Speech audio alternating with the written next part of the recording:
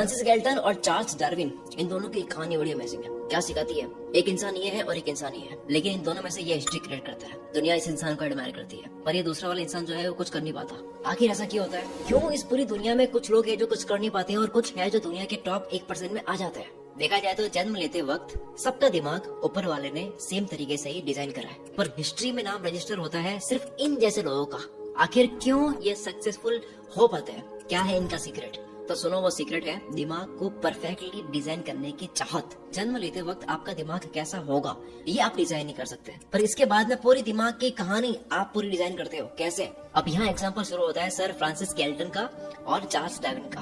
बचपन में गैल्टन का आईक्यू डार्विन से काफी ज्यादा था। गैल्टन इतने जीनियस थे कि इन्होंने बचपन में ही एक शानदार साइंटिफिक करियर बना लिया था, पर वो कभी भी अपनी साइंटिफिक फील्ड को पूरी तरह से मास्टर नहीं कर सके।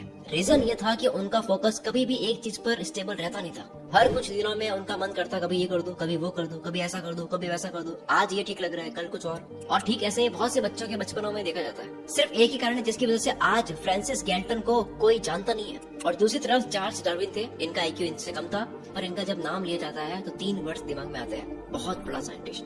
डार्विन एक ऐसे साइंटिस्ट है जिन्होंने हमेशा के लिए जिंदगी के बारे में हमारी सोच को बदल कर रख दिया। पर डार्विन एक आम बच्चे थे, इनका आईक्यू लेवल भी एवरेज था। ये खुद मानते थे कि मेरे अंदर चीजों को जल्दी समझने की कोई काबिलियत नहीं है। गैल्टन के कंपैरिजन में डार्विन के पास में कोई काबिलियत नहीं थी। तो फिर कैसे डार्विन दुनिया के जितने बड़े साइंटिस्ट बन गए जिनको पूरी दुनिया जानती है? अब इसको समझने के लिए इनकी जिंदगी सुनो। बचपन से ही डार्विन का शौक था बायोलॉजिकल सैंपल्स कलेक्ट करना। इनके पापा डॉक्टर थे जो चाहते थे कि मेरा लड़का मुझसे भी बड़ा डॉक्टर बने, इसीलिए डार्विन को यूनिवर्सिटी ऑफ एडिनबर्ग में एनरोल करा दिया। पर डार्विन को इस यूनिवर्सिटी में सिर्फ अंधेरा दिख रहा था। उनका कोई इंटरेस्ट नहीं था डॉक्टर की किताबों में। उनकी जिद थी कि वो डॉक्टर नहीं बनना चाहते थे। डार्विन के ऐसे बिहेवियर से इनके पापा काफी परेशान भी हो गए थे और उन्हें लगता था कि यार इस जिद की वजह से उनका बेटा कभी आगे नहीं बढ़ पाएगा। और फिर जब कोई रास्ता समझ नहीं आया तो उन्होंने चार्ल्स डार्विन को चर्च में काम दिलाने का फैसला किया। पापा का हुक्म मानकर इन्होंने यूनिवर्सिटी से चर्च शिफ्ट होने की तैयारी कर दी। लेकिन तभी उस यूनिवर्सिटी के एक प्रोफेसर ने इन्हें बताया कि एक रॉयल नेवी शिप है HMS बेगल, जो जल्द ही दुनिया घूमने जा रही है और उस शिप में बायोलॉजिस्ट की जरूरत है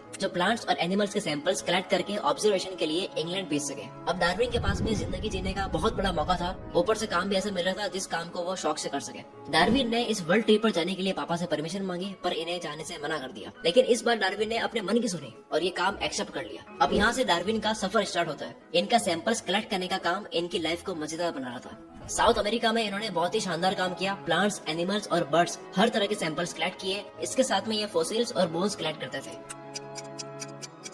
डार्विन अपने सारे सवालों के जवाब उस बायोलॉजिकल स्पेसिमेंस के कलेक्शन में ढूंढ रहे थे। उन्होंने अपनी सारी एनर्जी इसी काम में लगा दी और इतने सारे सैंपल्स कलेक्ट किए कि उनके दिमाग में एक थ्योरी बननी शुरू हो गई। 5 साल समुद्र में बिताने के बाद डार्विन इंग्लैंड लौट आए और बाकी की बची हुई जिंदगी अपनी इवोल्यूशन थ्योरी को बिताने में लगा दी। इस प्रोसेस में बहुत से चैलेंजेस इनको फेस करने पड़े। उस समय विक्टोरियन और एडवर्डियन की लिटरेचर थ्योरीज इंग्लैंड में चलती थी और इतने बड़े लोगों के सामने अपनी थ्योरी को प्रूव करने के लिए डार्विन को अपनी पॉलिटिकल और सोशल स्किल्स बहुत डेवलप करनी पड़ी, जिसके बाद में फाइनली इनकी मेहनत रंग लाई और डार्विन की थ्योरी पूरे वर्ल्ड में फेमस हुई और एक्सेप्ट हुई। कंक्लूजन, डार्विन ने अपने दिमाग में एक शौक पाला और इस शौक को पूरा करने के लिए अपने दिमाग को परफेक्टली डिजाइन करा। डार्विन ने 4 चीजें फॉलो करी: continuing efforts, neglecting self doubt, facing obstacles and last में फिनिशिंग व्हाट इज स्टार्टेड। पर इन सबको फॉलो करने के लिए आपके अंदर भी डार्विन की तरह इनर फोकस होना चाहिए, और यही इनर फोकस आपको एक एवरेज इंसान से जीनियस इंसान बनाता है। Leonardo da Vinci, the great artist and inventor of 15th century, इनका भी ये मानना था कि हम सब में एक इनर पावर होती है जो इस वर्ल्ड को फेस करने के लिए हमें कैपेबल बनाती है। इनको भी बचपन में ज्यादा पढ़ने का मौका नहीं मिला, पर इन्होंने नेचर को बड़े ध्यान से ऑब्जर्व करा। इनको ये पता था कि इनको नेचर की खूबसूरती को देखने का मजा आता है और ये नेचर की ब्यूटीफुल पावर को अच्छे से समझना भी चाहते थे। इसलिए शांति से पहाड़ों और नदियों के किनारे बैठकर आराम से ध्यान से ये तस्वीरें बनाते थे।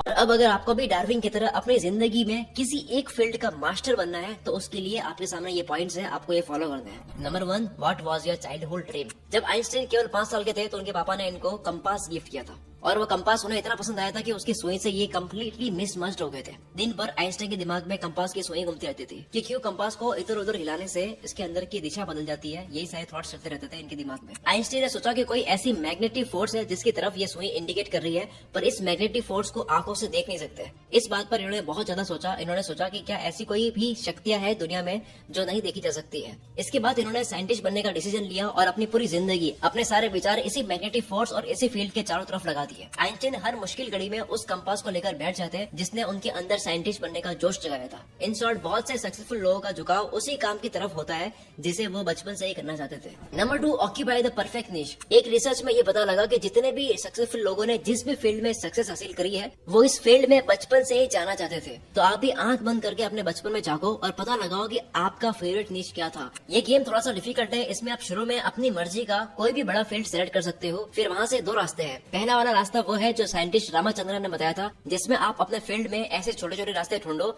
जो आपको अच्छे लगते हैं। जब मन करे आप एक स्मॉल फील्ड छोड़कर दूसरे स्मॉल फील्ड में ट्राई करो। ये प्रोसेस आप तब तक करते रहो जब तक आपको कोई ऐसा फील्ड मिल जाए जो आपको एकदम सही लगे। दूसरे रास्ते का नाम है मात्सुओका। मान लो आपने एक फील्ड में मास्टरी कर ली, जैसे रॉबोट बनाना आपने सीख लिया, तो इसके बाद में दूसरे सब्जेक्ट की भी स्किल आप सीखना स्टार्ट कर दो, जैसे कि न्यूरो साइंस। अब इन दोनों फील्ड्स के नॉलेज को आप मिला दो, जिसके बाद में शायद ऐसा हो सकता है कि आप नया फील्ड बना दो, या फिर आप इन दोनों फील्ड्स में कुछ ऐसे कनेक्शंस एस्टेब्लिश कर दो जो अब तक किसी ने नहीं करे। अब आपके ऊपर है कि आप चाहो तो इन दोनों में से कोई भी रास्ता चुन सकते हो, जिसके बाद आप एक ऐसे फील्ड में होगे जिसमें आपको कोई कंपटीशन नहीं होगा। आपको वो करने की आजादी होगी जो आप करना चाहते हो। आप उस फील्ड में अपना खुद का एजेंडा सेट कर सकते हो और ये पूरी फील्ड आप कंट्रोल कर सकते हो। Number 3, avoid the false path. कुछ लोग पैसा कमाने के लिए वो करियर ऑप्शन चूज कर लेते हैं जिसमें उनका कोई इंटरेस्ट नहीं है, लेकिन उसके अंदर पैसा देखते हैं वो। या कुछ लोग अपने पेरेंट्स के प्रेशर में आकर के वो प्रोफेशन चूज कर लेते हैं। हम सब ने 3 इडियट मूवी देख रखी है कि कैसे फरहान वाइल्ड लाइफ फोटोग्राफर बनना चाहता था, पर पेरेंट्स के प्रेशर में उसे इंजीनियरिंग करनी पड़ी, जिसमें ना तो वो खुश रहा और ना ही उसने अच्छा परफॉर्म किया। इसलिए whenever you are thinking about your career choice, then never think about your family pressure। और हाँ, आपको कोई भी ऐसा फील्ड चूज नहीं करना है जिसके अंदर आपको पैसा दिख रहा है, क्योंकि अल्टीमेटली आप पैसा तो कमा लोगे लेकिन आप खुश नहीं रहोगे। हमेशा आपके ऊपर काम करने का प्रेशर रहेगा और जिसको आप एंजॉय भी नहीं कर रहे हो और ना पैसा एंजॉय कर पाओगे।